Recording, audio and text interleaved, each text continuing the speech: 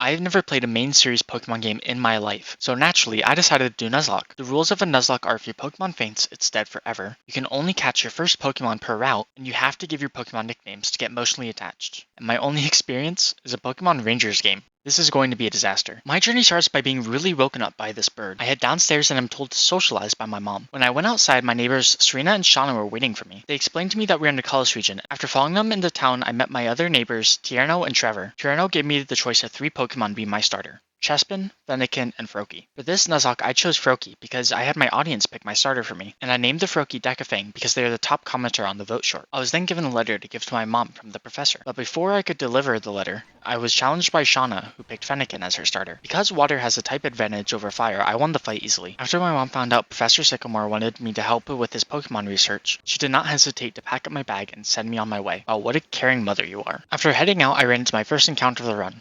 Zigzagoon, which is not the best, but I'll take it. I named it Ziggy, and on my way to Santaloon City, I also ran into a Panpour named Spout and an Azrael named Bubbles, which I used the power of friendship to evolve into an Meryl. Before entering the gym, I went to pick up my Route 22 encounter, where I found a Farfetch'd. Don't kill my guy, please. Unfortunately, I wasn't able to catch it because it dealt too much damage and I didn't want to risk losing a Pokemon. However, this decision did not end up mattering because while grinding to get the level cap, Spout got crit by a Litleo. This is a very painful battle, just because how slow it is, but I don't want to share it anymore. No! With my Pokemon leveled up and already having a death, it was time to face the first gym. It's not even... I was so worried about this gym fight, and I just swept it with a Meryl that knows rollout.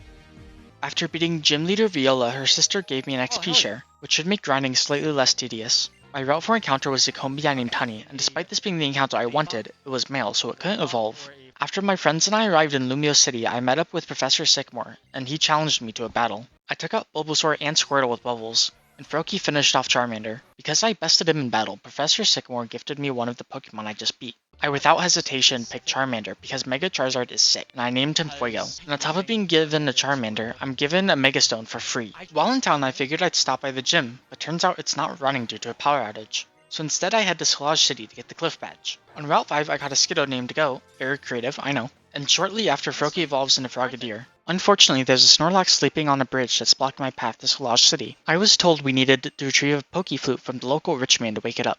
While retrieving the flute, Shauna and I get treated to a fireworks show, where I get this piece of dialogue. What the fuck? I've never watched fireworks alone with a boy before. There's no fireworks. After waking up the Snorlax, I met up with Trevor, Tierno, and Serena, and we had a double battle. The teams were Serena and I versus Trevor and Tierno. I ended up losing my Skiddo to a Sword Sensing Corphish that one-shot me with Vice Grip. Fuck!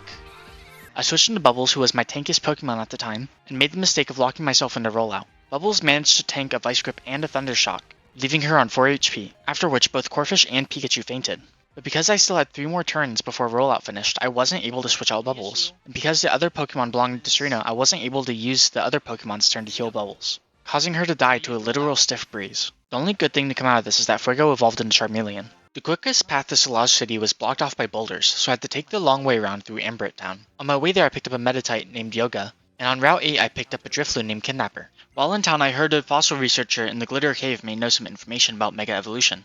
While searching for the researcher, I caught a Kangaskhan I named Mama Bear, and when we got confronted by a group called Team Flare, the worst happened. I got poison jabbed instantly into a brick break, killing my starter before I even got my second gym badge. What makes it worse is that the second gym is rock type gym, so I no longer have any water or grass types, which is going to make this so much harder for me. After finding the fossils, I took the jaw fossil to get a Tyrant, which I named Dino Dance. While taking a long walk on the beach, I fished up a love disc named Bargain, using an old rod I got from the local fisherman. I named it Bargain because I was going to trade it for a Steelix in Solage City. Before going to the gym, I visited Route 20. While trying to catch a Houndour, I accidentally ran into a Sigilyph I named Totem. After leveling up my Pokemon, I went over to challenge the gym leader Grant. I was very worried I was going to lose a Pokemon in this fight, because I lost all my Pokemon that were effective against rock types. The Steelix managed to tank Amora's and Tyrant's attacks, while taking them down with Gyro Ball and Smackdown. After beating gym leader Grant, I decided to head over to Shallower City to get the Rumble Badge. While passing through Geosinge Town, a girl on roller skates challenged me to a fight with her 2 Lucario, which I managed to win with no deaths. As I continued to Shallower City, I found a Hariyama I named Sumo and a Chingling I named Tom Hanks. Unfortunately, I lost Totem to a Destiny Bonding Wobbuffet, which sucks because its Psychic Flying typing would have been perfect for the upcoming Fighting type gym. Once I arrived in Shallower City, Professor Sycamore called me to tell me that there was an expert on Mega Evolution in the Tower of Mastery. I also ran into Trevor and Tierno, who gave me an intriguing stone they found.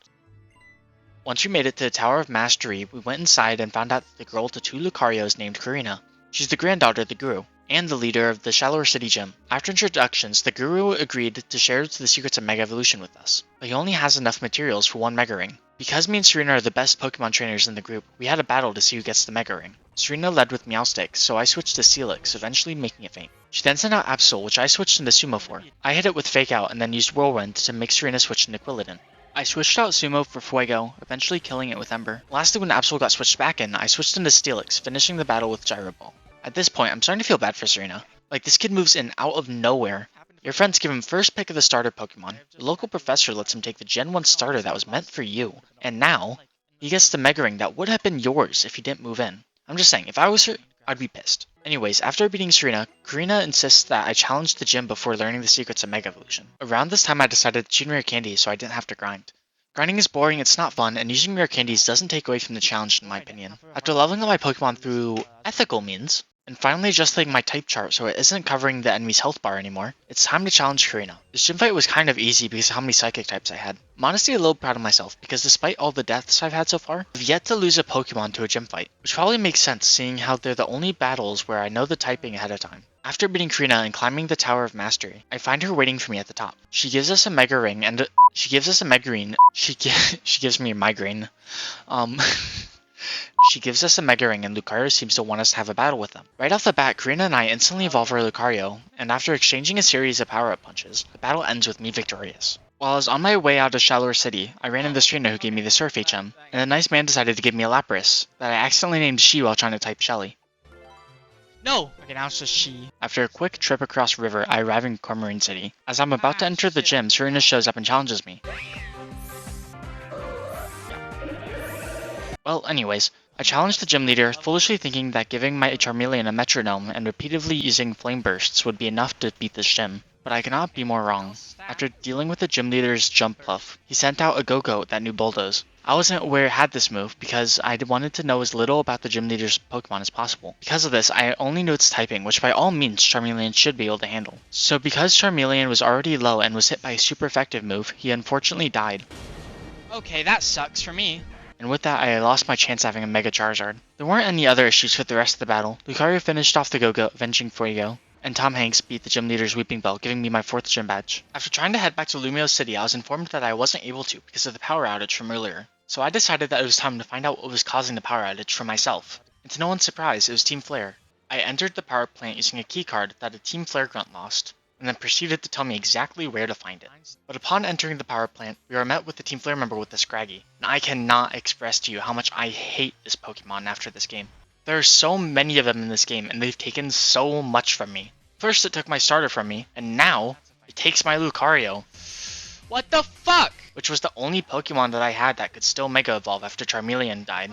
After that, I continued through the power plant, picking up every Team Flare member in my path to vent my frustration. After beating the 2 executives in charge, 2 masked heroes showed up and healed all my Pokemon, including Lucario.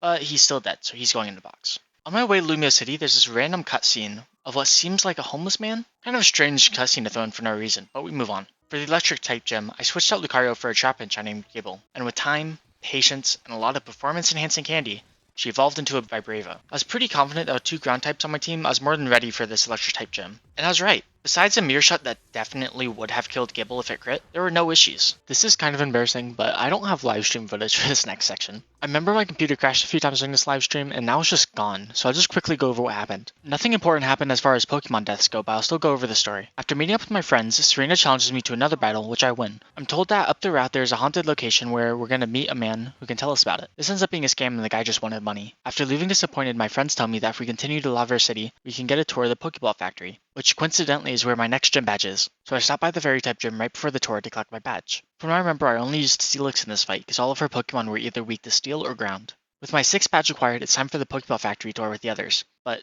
oh no, Team Flare is being evil again. So we saved the Pokeball factory with the help of Serena, and as a thank you, we got given a Master Ball. Now that everyone is saved, we're moving on to Anastar City to get the Psychic Badge. At some point between Laver City and Anastar City, I caught a Pumpkaboo named Jack, and I flew back to Shallower City to get a Tentacool I named Squidward. And now we have footage again, yay! Before challenging the gym leader, Serena once again challenged me to a battle. After seeing her questionable choice in Pokemon, and a close call with Steelix, we managed to beat her with no casualties. I went inside to challenge the gym leader and got so lucky lucky during this fight. I started with Thumper in front, and he took down Sigilyph easily, but then came here Meowstic. I decided to keep Thumper in because he was my only Pokemon that knew Dark-type move. Before Sigilyph died, it used Reflect, which weakens physical moves for 5 turns, which set up Meowstic to use Calm Mind twice. This raises the user's special defense and special attack by 1 stage every use. After hitting me with a Shadow Ball, Thumper's health was reduced by half. Luckily that same turn, Reflect wore off, meaning that my Crunch hit for full damage. That wasn't enough to kill it. By default, if an NPC is low, even if it sees the kill, it will choose to heal instead for some reason. I didn't know this at the time, so instead of attacking it chose to heal. Once we were both full health, instead of attacking me, it chose to use Calm Mind a 3rd time, allowing me to crunch for free. This means that the NPC will spam healing till either it runs out of heals or I deal enough damage to kill it. After that close encounter, the rest of the gym was a breeze. A few crunches later, and the Slowking went down. After collecting my badge, Serena immediately tries to rematch me after losing minutes prior. Fortunately, we got interrupted by Lysander threatening to kill everyone, in order to return the world to a natural state. After flying back to Lumio City to stop Lysander, I beat up some part-timers at a local coffee shop and found a secret door behind the shelf in the process. After entering, I found Lysander waiting for me to arrive, and he fought me on sight. I wipe out Lysander's team, and instead of admitting defeat, he tells me that if I want to stop him, I have to find which member of Team Flare has the keycard required to access the elevator. After beating up every Team Flare executive, I finally find the keycard required to go after Lysander. When I caught up to him, I found he had a homeless man I've never seen before trapped in a cage, and he stole the key that was around the man's neck. He then tells me something about having the potential to change the future and leaves me alone to deal with this evil scientist. One of this guy's Pokemon gave me the most trouble out of any other Pokemon in this game. The first Pokemon he had was Crobat, which wasn't that bad. I just hit it with some rocks and it went down. However, his next Pokemon was Malamar. In hindsight, what I should have done was switch to Gible to Flygon and just use Fly, because Malamar is weak to flying type moves. Instead, I left Steelixen, allowing it to stack superpowers. Superpower is a powerful physical attack that lowers the user's attack and defense stats, which doesn't sound too bad. However, this Malamar has the contrary ability, which means it increases attack and defense instead. So not only is it a powerful move with 100% accuracy, but because of the contrary ability, Malamar gets stronger and tankier each turn. At this point, I decided to switch to Lapras and try to get off a Perish Song, and then switch back into Steelix to try to tank Malamar for 3 turns. This didn't go as planned. Lapras got hit once on entry, which was expected, but Malamar outsped her, so when I tried to Perish Song, Lapras died before I could use its attack. At this point, I finally switched into Gible and managed to get 2 attacks off before she died too. At this point, I panicked a little and switched into Exeggutor. Because Superpower is a fighting type move, it'd be weak against Exeggutor, a psychic type. Fuck me. But I got one-shot by a payback. Next, I sent in Yoga the Medicham. I hit the Malabar with a high jump kick, barely not killing it, causing Yoga to also die. With Malamar on 1 HP, I switched back into Steelix and finished it with Crunch. Finally, after barely surviving what could have easily been the end of my run if he had even 1 healing potion, I was given the option between a red and blue button. One would turn off the ultimate weapon and the other would activate it. I picked blue, which apparently was the correct button, but the scientist did not care and activated it anyways. Activating the weapon caused this giant crystal thing to come bursting out of the ground in Geosenge Town, but I didn't have time for that. I had to do damage control due to losing half my team to one stupid Squidward. Out of the very limited selection of Pokemon, this is the team I put together. Dinodance the Tyrantrum, Tom Hanks the Chimicho, Sumo the Hariyama, Jack the Gorgeist, Squidward the Tentacruel, and of course Thumper the Steelix. I'm going to try to keep Thumper in my party for as long as possible because he's the closest thing to a starter I still have. Despite my best attempts to ignore the giant laser that's threatening my extinction, to continue collecting gym badges, the game won't let me. Once arriving in Geosenge Town to confront Lysander, he admits that it was unfair that the weapon got activated despite me choosing correctly, but he didn't care, because it's more convenient for him not to. So after I beat him for the second time, he just lets me and Serena explore the lab to go looking for the legendary Pokemon. While searching for the Pokemon, we beat up every executive in our path, until we enter this big room with a tree in the middle. This tree ends up transforming into the legendary Pokemon and attacks us. I just have to say, the battle music for this Pokemon encounter is honestly one of the coolest songs in the game, but I didn't end up listening to it very long because I masterballed the thing as soon as the encounter started. And I'm not playing with any rules that stop me from using legendary Pokemon, and it's level 50, so it's within the level cap, so sure. After capturing the legendary Pokemon, Lysander challenges me again, just moments after losing to us, but this time he has Mega Evolution. Unfortunately, nobody can handle the full power of... After losing to an 11-year-old 3 times in one day, he decided to grant us immortality, apparently. And after destroying the ultimate weapon and half the continent, we all meet up to have a little heart-to-heart. Once everyone leaves, this homeless man just kind of shows up and starts telling me his life story. I don't really know what that was about. And finally, it's time to do what I set out to do, and that's become the Pokemon League champion. And to do that, I have to finish collecting my gym badges. On my way to Snowbell City, I found a Torkoal I named Turt. This Pokemon's fire typing and Sumo's fighting type moves are going to be essential for the upcoming Ice Gym. While passing through Curryway Town, I run into Professor Sycamore, who apologizes for Lysander's actions as if this is normal behavior for him. And to show just how sorry he is, and to show his gratitude to me for saving everyone, he decides to fight me. Because of course he does. I didn't put dirt in my party yet, so I didn't really have an answer for his Venusaur, so I tried to take it down quickly, but this asshole kept spamming Synthesis, out healing my damage. Once I ran out of power points in Stone Edge, I switched into Jack, who used Shadow Sneak until Venusaur finally went down. I knocked out Sycamore's Charizard with Surf and Moonblasted Blastoise. On Route 19, we had a nice change of pace, when everyone except Serena decided to challenge me. Sean had a Gujo, which was kinda scary, but because it's Dragon type, I hit it with everyone's favorite move, Moonblast. I also almost lost Squidward to her Delphox, because I forgot Poison types are weak to Psychic. Tyranitar was pretty easy. I threw some rocks at his bird, smacked the shit out of his lobster, and gave his flowers nightmares. Luckily, Trevor was nice enough to heal my Pokemon before fighting me. His Raichu and Florges didn't stand much of a chance against my Steelix, and despite my best efforts, I failed to teach a Pterodactyl how to swim. Now after arriving in Snowbell City, it's time for me to get my final gym badge. I started the fight with Turt, who took out Abomasnow and Avalugg with Lava Plume. His Cryogonal scared me a little bit, so I switched into Hariyama and finished the battle with close combat. Now with my final gym badge, it's finally time to head down Victory Road and challenge the champion. For Victory Road, I switched out Dino Dance for Mama Bear so I could use her as my HM Pokemon. And right as I was about to enter Victory Road, my game crashed. My game was last saved right before I fought the gym leader, but that wasn't the issue. My game had crashed multiple times throughout the challenge, so I made a rule that if my Pokemon died before the game crashed, and the game saved while it was still alive, that Pokemon is still considered dead. And if a Pokemon didn't die before the game crashed, if that Pokemon dies while I'm trying to get my progress back, that Pokemon isn't considered dead. That way I don't get screwed out of losing a Pokemon I didn't originally lose, and I can't conveniently crash when a Pokemon dies that I didn't want to die. But despite these rules, I forgot something very important. When I went back to Victory Road the second time, I forgot to grab my HM Pokemon. So, when I went to grab it, this happened.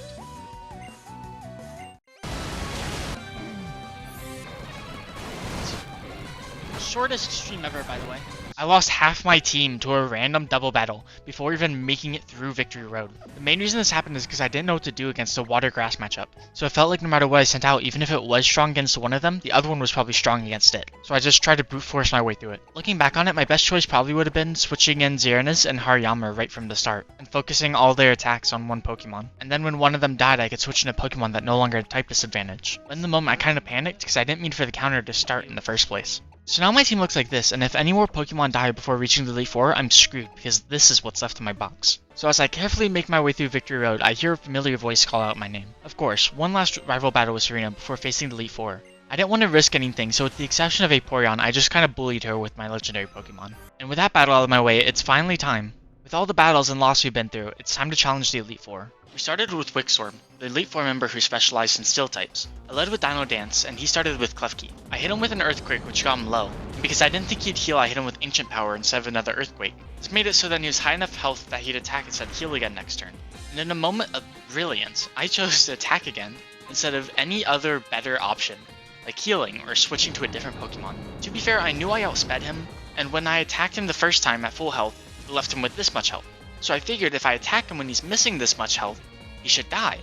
But he didn't. I guess I got a really high roll the first time, and then a really low roll the second time. I switched into Jack to finish off Klefki and kept him in for Scissor. I started by Trick or Treating to make it a Ghost type in addition to its other types. I still don't understand what happened next. I hit him with a Shadow Ball and I went first, but the next turn I used Shadow Ball again, but this time he went first, causing Jack to die. He used Night Slash both times, so I don't think priority should have changed. After Jack died, I switched into Squidward, spamming Surf until we got the Aegislash, which is when I decided to switch into Xeranas to finish him off. One Elite Four down, and I've already lost 2 Pokemon. Next up was Melva, the Fire-type Elite Four member. As you could probably guess, I sent in Squidward to spam Surf. I did this fight without any deaths. Third Elite Four member was Drasna. She uses Dragon types. Dragons are weak to Ice, and luckily I had the TM for Ice Beam in my pocket, so I taught it to Squidward. This didn't end up mattering because how long the first fight took Squidward to win. He was low, so I switched in Xeranas and finished the rest of them off with Fairy-type moves. If I ever do a Nuzlocke again, I'm probably going to ban legendaries. For the 4th member who used water types, I taught Xeranas Thunderbolt, so that allowed me to make quick work of his team. I could have taught Mama Bear Thunderbolt, but I needed her to know Shadow Claw for the champion fight. Upon entering Diantha's room, she got embarrassed for almost not knowing who I was. Battle starts and I take out her Alutra and Tyrantrum with Xeranas before switching to Squidward as her Aurora centers. After doing some pro-level math to figure out how much damage you do for Thunder crit, I made the expert decision to use a Super Potion to prevent dying to a crit.